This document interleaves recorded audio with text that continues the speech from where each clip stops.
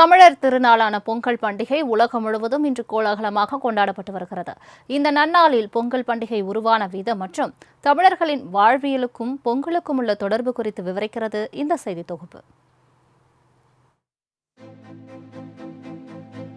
அறுவடைக்கு உதவிய இயற்கை மற்றும் கால்நடைகளுக்கு நன்றி தெரிவிக்கும் விதமாக பொங்கல் விழா வருடந்தோறும் தை மாத தொடக்கத்தில் கொண்டாடப்படுகிறது.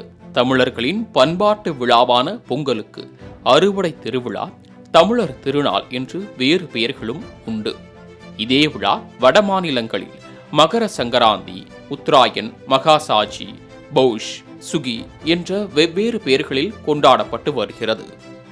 தைத்திங்கள் தன்கையம் படியும் என்று நற்றிணையும், தைத்திங்கள் தன்னிய தரினும் என்று குறுந்தொகையிலும், தைத்திங்கள் தன்கையம் போல என்று புறநானூரிலும் பொங்கல் பற்றிய பாடல் வரிகள் இடம்பெற்றுள்ளன.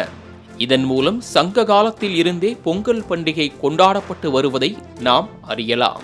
கிபி 2 அல்லது 3ஆம் நூற்றாண்டில் இருந்து பொங்கல் விழா கொண்டாடப்பட்டு வருவதாக கூறப்படும் நிலையில் இவ்விழா உருவானது குறித்து 2 விதமான புராண கதைகள் உண்டு.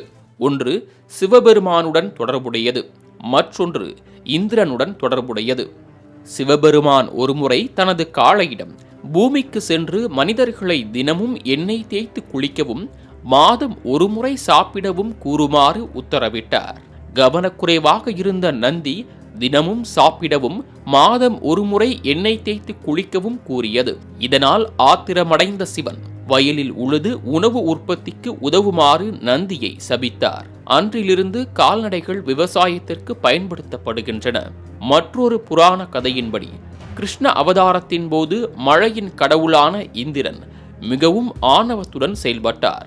இந்திரனுக்கு தகுந்த பாடம் புகட்ட எண்ணிய கிருஷ்ணர் பசு மேய்ப்பவர்களிடம் சென்று இந்திரனை வணங்குவதை நிறுத்துமாறு கூறினார்.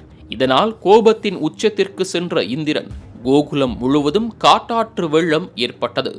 அப்போது கிருஷ்ண பகவான் தனது சுண்டு விரலால் கோவர்த்தன மலையை தூக்கி பொதுமக்களையும் கால்நடைகளையும் பாதுகாத்தார்.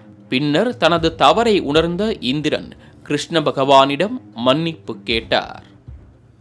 போகியுடன் சேர்த்து 4 நாட்கள் பொங்கல் விழா கொண்டாடப்படுகிறது. மார்கழி மாதத்தின் கடைசி நாள் போகி பண்டிகையாக கொண்டாடப்படுகிறது.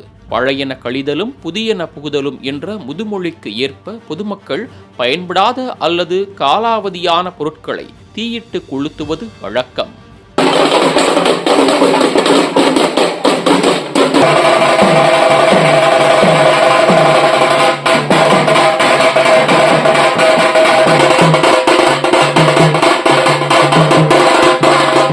தை மாதத்தின் முதல் நாள் தைப்பொங்கலாக கொண்டாடப்படுகிறது.